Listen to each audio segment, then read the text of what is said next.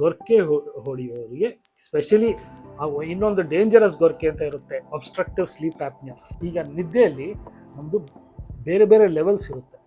Okay, there is superficial sleep ಅಂತ ಇದೆ, there is a deep sleep ಅಂತ ಇದೆ, ದೆನ್ ಲಾಸ್ಟ್ ಇದು ಹೈಯೆಸ್ಟ್, ಅದು ನಾವು ಯಾವಾಗ ಕನಸು ಕಾಣ್ತೇವಲ್ಲ ಅದನ್ನು ರ್ಯಾಪಿಡ್ ಐ ಮೂಮೆಂಟ್ ಸ್ಲೀಪ್ ಅಂತ ಇರುತ್ತೆ, ರೆಮ್ ಸ್ಲೀಪ್. ನಿಮಗೆ ರೆಸ್ಟ್ಫುಲ್ ಸ್ಲೀಪ್ ಯಾವಾಗಿರೋ ಅಂದರೆ ನಿಮ್ಗೆ ಜಾಸ್ತಿ ಯಾವಾಗ ನೀವು ರೆಮ್ ಸ್ಲೀಪ್ ನಿಮ್ಮ ಇದಕ್ಕೆ ಬಂದಿರುತ್ತಾ, that is when it is most restful sleep. ಈ ಗೊರಕೆ ಹೊಡೆಯೋ ಜನರಿಗೆ ಆ ರೆಮ್ ಸ್ಲೀಪ್ ತುಂಬ ಕಡಿಮೆ ಇರುತ್ತೆ. ಸೊ ಅವಾಗೇನಾಗುತ್ತೆ, ಇಡೀ ರಾತ್ರಿ 8-9 ಗಂಟೆ ನಿದ್ದೆ ಮಾಡಿದ್ರೇನು ಅವ್ರಿಗೆ ಡೇ ಟೈಮ್ ಸ್ಲೀಪಿನೆಸ್, ಯಾಕಂದರೆ ಅದು ಸ್ಲೀಪ್ ಕಂಪ್ಲೀಟ್ ಆಗಿರಲ್ಲ.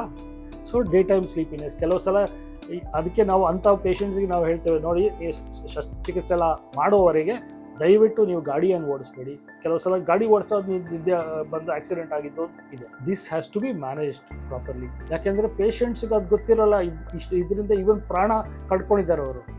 ಸೊ ಅದಕ್ಕೆ ಸ್ಲೀಪ್ ಆ್ಯಪ್ನಿಯಾ ಈಗ ನಮ್ಮ ENTಯಲ್ಲಿ this is one of the newest fields. ಈಗ ನಾವು ಎಲ್ಲ ENT ಸರ್ಜನ್ಸು ಇದರಲ್ಲಿ ಟ್ರೈನ್ ಆಗಿಲ್ಲ, this is a new field. ಈಗ ಫಾರ್ ಎಕ್ಸಾಂಪಲ್ ನಮ್ಮ ಕರ್ನಾಟಕದಲ್ಲೇ ನಾವು ಮ್ಯಾಕ್ಸಿಮಮ್ ಅಂದರೆ ನಾವು ಒಂದು 80 ಮಂದಿ ಇದ್ದೇವೆ ENT surgeons who are dealing with sleep apnoea, who are doing surgeries for sleep apnoea.